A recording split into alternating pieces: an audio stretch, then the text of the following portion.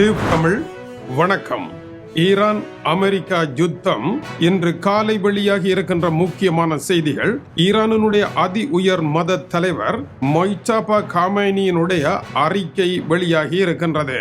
இந்த அறிக்கையில் கூறப்பட்டிருக்கின்ற முக்கிய விடயங்கள்: முதலாவது, ஹிஸ்புல்லா அமைப்பின் மீது நடத்தப்படுகின்ற தாக்குதல்களை ஈரான் தன் மீது நடத்தப்படுகின்ற தாக்குதலாகவே கருதுமே அல்லாமல் ஹிஸ்புல்லா வேறு, ஈரான் வேறு, ஹவுதி வேறு என்று பிரித்து பார்க்க வேண்டாம் என்பது முதல் தகவல்.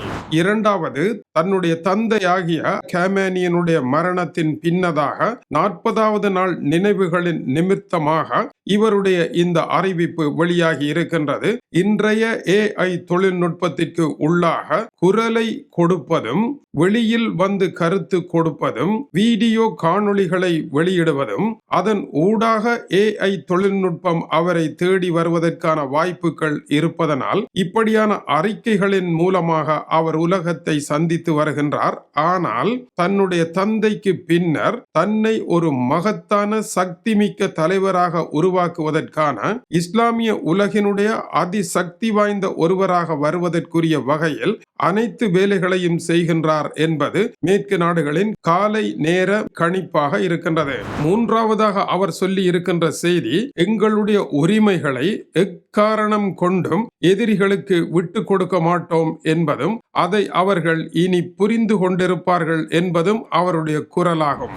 நான்காவதாக அவர் சொல்லி இருப்பது: ஈரானிய மக்கள் இனி வீதிகளில் இறங்கி போராட வேண்டும், தங்களுடைய ஆட்சிக்கு இருக்கின்ற ஆதரவை உலக அரங்கில் வெளிப்படுத்த வேண்டும் என்றும், எதிரிகளுக்கு எதிராக இனி மக்கள் ஒன்றிணைவதே சிறந்த போராட்டம் என்றும் கூறியிருக்கின்றார். இதனுடைய கருத்து, அமெரிக்காவும் இஸ்ரேலும் குண்டு வீச முடியாதவாறு ஈரானுடைய உள்ளக கட்டமைப்புகளின் மீது மக்கள் கூட்டமாக இருந்து உயிர் கொடுக்க முன்வந்த பொழுது உலக சரித்திரத்தில் எங்கும் இல்லாத ஒரு நிகழ்வை நிகழ்த்தி காட்டிய ஈரான் இதையே இனி அடுத்த கட்ட பாகம் 2.0 என்கின்ற அமெரிக்காவினுடைய போரிற்கு எதிரான ஆயுதமாக பாவிக்க போகின்றது என்பதனால் ஒன்றிணையுங்கள் என்பது அவருடைய கோரிக்கையாக இருக்கின்றது.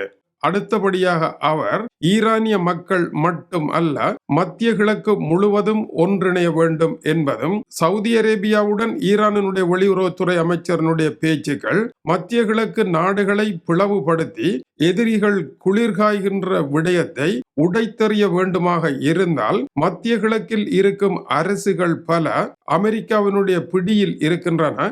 ஆனால் மக்கள் அமெரிக்கா இஸ்ரேலினுடைய பிடியில் இல்லை. எனவே மத்திய கிழக்கு முழுவதுமான மக்களை ஒன்றிணைப்பதன் மூலமாக அமெரிக்கா இஸ்ரேல் உள்நுழைய முடியாத பாரிய அரண் ஒன்றை உருவாக்குவதற்கு இந்த மக்கள் சக்தியை பயன்படுத்த அவர் முயற்சி எடுக்கின்றார் என்பது காலை நேர தகவலாகும். ஐந்தாவது முக்கியமான விடயம்: பாகிஸ்தானில் வெள்ளி ஆரம்பித்து சனி தொடர இருக்கின்ற பேச்சுக்கள் வெற்றிகரமாக முடியாமல் இருக்குமாக இருந்தால் அடுத்து நடைபெறுகின்ற போராட்டம் ஆயுத போராட்டம் அல்ல, மக்கள் போராட்டம் அமெரிக்காவிற்கு எதிராக ஈரானில் வெடிக்கும் என்பதுதான். எனவே ஈரானிய அரசை வீழ்த்துவதற்கு புதியதோர் எதிர்ப்பணியை ஈரானில் உருவாக்கலாம் என்கின்ற திட்டத்தை தவிடுபொடியாக்குவதற்கான வேலையை அவருடைய காலை அறிக்கை எடுத்துரைக்கின்றது. ஆறாவதாக அவர் குறிப்பிடுகின்றார்: அனைத்து ஈரானுடைய ஆதரவு சக்திகளையும் ஒன்றிணைத்து புதிய போராட்டம் நடைபெறும் என்கின்றார். ஈரான் ஆதரவு பெற்ற ஹிஸ்புல்லா, அதுபோல ஹவுதி ஆயுததாரிகள், மேலும் ஈராக்கில் இருக்கின்ற ஜிஹாத் ஆயுத குழுக்கள் உள்ளிட்ட அனைவரையும் ஒன்றிணைத்து ஒரு மாபெரும் சக்தியாக போராட இருக்கின்றோம் என்று கூறியிருக்கின்றார். ஏழாவது விடயம்: மார்ச் 8ஆம் தேதி தலைமையேற்றதில் இருந்து இன்று வரை அவர் பொதுமக்கள் மன்றில் தோன்றவில்லை. கடந்த 2 தினங்களுக்கு முன்னதாக அவர் கோமா நிலையில் இருக்கின்றார் என்று மேற்கு நாடுகளினுடைய செய்தி வெளியானதும், அவர்கள் நூல் விட்டு பார்ப்பதில் துடியாய் துடிப்பதும் அந்த செய்திகளாக இருந்தன. இருப்பினும் அது பற்றி எந்த கவலையும் இல்லாமல் எழுத்து மூலமான அறிக்கைகள் வந்த வண்ணம் உள்ளன. 8வது முக்கியமான விடயம்: மொய்சாபா காமேனி ஒரு நிழல் மனிதராக இந்த போரை முன்னெடுக்க இருக்கின்றார் என்பது புதிய உலகின் ஒரு பரிமாணமாக இருக்கின்றது. தான் வெளியே நின்று போரை நடத்துகின்ற காலம் போய் அவருடைய சக்தி திரைமறைவில் இருந்துதான் இயக்க போகின்றது என்பது இதனுடைய கருத்தாகும். எப்படி AI தொழில்நுட்பம் ஒரு மனிதனை தெரிந்து தேடி செல்லுகின்றதோ அதற்கு சரியான எதிர்வினை எங்கே இருக்கின்றார் எதிரி என்று தெரியாமலே மறைவிடத்தில் இருந்து போரை நடத்துகின்ற பொழுது AI தொழில்நுட்பம் தோற்று போய்விடும் என்று அவர் கணிப்பிட்டிருப்பதன் அடையாளமாக இது இருக்கின்றது.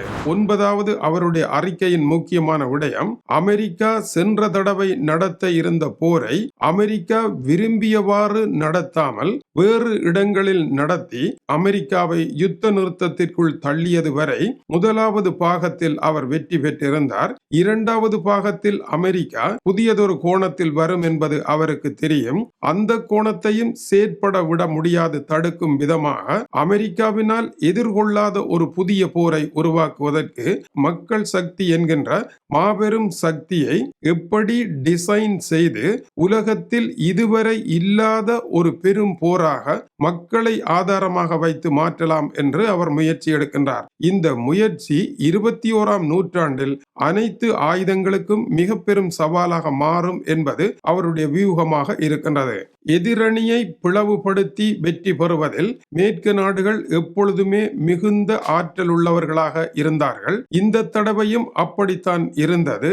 ஈரான் தோற்றுவிடும் என்று கருதி மத்திய கிழக்கில் இருக்கின்ற நாடுகள் மதில் மேல் பூனைகளாக இருந்தன. இப்பொழுது ஈரான் வெற்றி பெற்றதை பார்த்த பின்னர் அவர்களுக்கு புதிய நம்பிக்கை ஏற்பட்டிருக்கின்றது.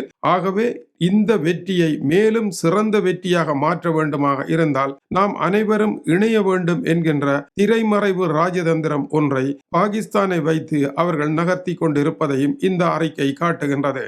இனி வருகின்ற போர் 2.0வில் மத்திய கிழக்கை நெருப்பில் மூழ்கடிப்போம் என்று அவர் குறிப்பிடவில்லை. மத்திய கிழக்கு மீண்டெழும் என்று அவர் குறிப்பிட்டிருக்கின்றார். ஆகவே அடுத்த போர் மத்திய கிழக்கை எரிப்பார்கள் என்கின்ற வியூகத்தில் அமெரிக்கா வகுக்குமாக இருந்தால் அதற்கு முற்றிலும் மாறான ஒரு வடிவத்தில் அவர்கள் அதை டிசைன் செய்கின்றார்கள் என்பது 9வது விடயமாகும். 10வது முக்கியமான விடயம், இஸ்லாமிய உலகு பிளவுபட்டு நிற்காமல் தமக்குள் இருக்கும் முரண்பாடுகளை மறந்து ஒன்றுபட்டு நிற்க வேண்டும். அமெரிக்க அதிபரனுடைய தந்திரம் நேட்டோவை புறக்கணித்து பிளவுபட்டு ஐரோப்பாவை புறக்கணித்து பிளவுபட்டு இதுவரை காலமும் தம்மை ஒற்றுமைப்படுத்துவதில் வெற்றி பெற்று எதிரிகளை பிளவுபடுத்தி வெற்றி பெற்ற டொனால்ட் ட்ரம்பினுடைய நிர்வாகத்தில் தமக்குள் பிளவுபட்டு விட்டார்கள். எதிரிகள் தமக்குள் பிளவுபட்டிருக்கும் நேரத்தில் நாம் ஒன்றுபட்டு விடுவோமாக இருந்தால் வெற்றி நமது வசமாகிவிடும். மத்திய கிழக்கினுடைய அதிகாரத்தை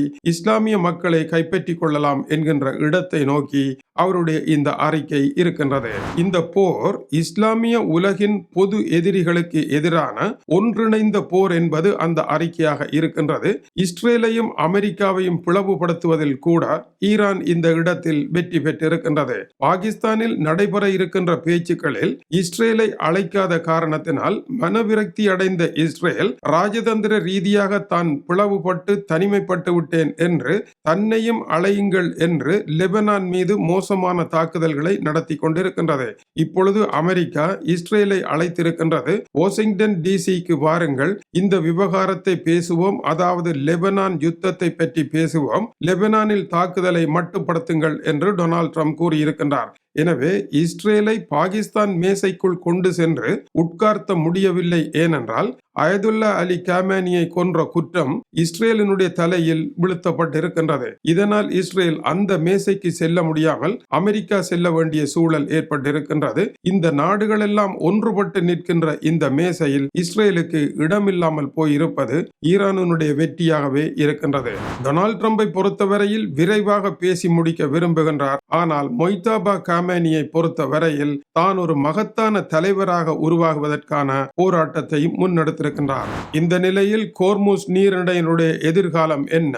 ஈரான் அதற்கு கட்டணம் விதிப்பதானது முற்றுமுழுதாக அந்த நீரிணை ஈரானுக்கு சொந்தமாக மாறுவதாக அமைந்துவிடும். இதனால் டொனால்ட் ட்ரம்ப் கடும் கோபம் அடைந்திருக்கின்றார். மத்திய கிழக்கு தலைவர்களுடன் பேசிய பிரிட்டனுடைய பிரதமர் கெய்ர் ஸ்டார்மர் நேற்று டொனால்ட் ட்ரம்புடன் தொலைபேசி வழியாக பேசினார். போர் நிறுத்தமானது கோர்முஸ் நீரிணையில் எந்தவிதமான முன்னேற்றத்தையும் ஏற்படுத்தவில்லை என்பதை இரண்டு தலைவர்களும் ஒப்புக்கொண்டிருக்கின்றார்கள். எனவே ஒரு புதிய நடைமுறை ஒன்றை உருவாக்கி கோர்முஸ் நீரிணை வர்த்தகத்தை சீராக்க வேண்டும் என்று இருவரும் பேசிக் கொண்டார்கள். ஆனால் எக்காரணம் கொண்டும் ஈரான் கட்டணம் வசூலிப்பதையும் ஈரான் குறிப்பிட்ட வழியால் தான் செல்ல வேண்டும். 33 கிலோமீட்டர்களில் கடல் கண்ணிவெடிகள் இல்லாத பகுதியால் ஈரான் கொண்டு செல்லுகின்ற பொழுது ஈரானுடைய கட்டுப்பாட்டில் வருகின்றது. இதை ஏற்க முடியாது என்று டொனால்ட் ட்ரம்ப் கூறியிருக்கின்றார். எனவே பாகிஸ்தானில் நடைபெற இருக்கின்ற பேச்சுவார்த்தையில் ஈரான் கட்டணம் விதிக்க இருப்பதாக கூறியிருப்பது மிக முக்கியமான வெடிகுண்டாக வெடித்து சிதறுவதற்கும் பேச்சுவார்த்தை குலைந்து போவதற்கும் காரணமாக இருக்க போகின்றது.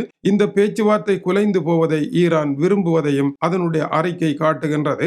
ஆனால் தாங்கள் போரை விரும்பவில்லை, சமாதானத்தையே விரும்புகின்றோம் என்று கூறிய ஈரான் அமெரிக்க அணியை சிதறடிப்பதற்கான வேலைகளை செய்திருக்கின்றது என்பதும் இந்த உரையாடலில் பேசப்படாத விடயமாக இருக்க முடியாது. ஈரானுடைய 10 அம்ச தீர்வு திட்டம் ஹோர்முஸ் நீரிணை தன்னுடைய கட்டுப்பாட்டில் இருக்க வேண்டும் என்றுதான் கூறுகின்றது. அது ஈரானுடைய கட்டுப்பாட்டில் இருக்க வேண்டும் என்றால் WTO என்கின்ற உலக வர்த்தக ஸ்தாபனம் ஐக்கிய நாடுகள் சபைக்கு சொந்தமானது எதற்காக இருக்க வேண்டும்? அது தன்னை மூடிக்கொண்டு வெளியேறிவிடலாம் அல்லவா என்ற கேள்வி இருக்கின்றது. சர்வதேச கடல் பரப்பு என்று ஒன்று கிடையாதா என்ற கேள்வியையும் அது எழுப்புகின்றது.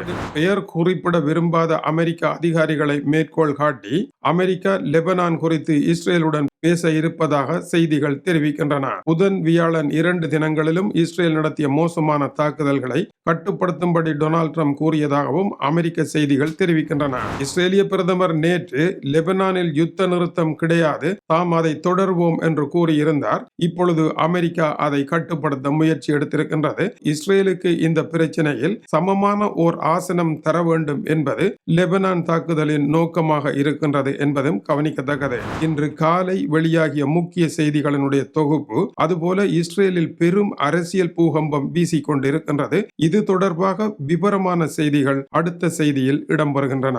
இது டியூப் தமிழனுடைய வேர்ல்ட் நம்பர் 1 உலக செய்திகளுக்காக டென்மார்க்கில் இருந்து கீசே துறை. வணக்கம் உறவுகளை.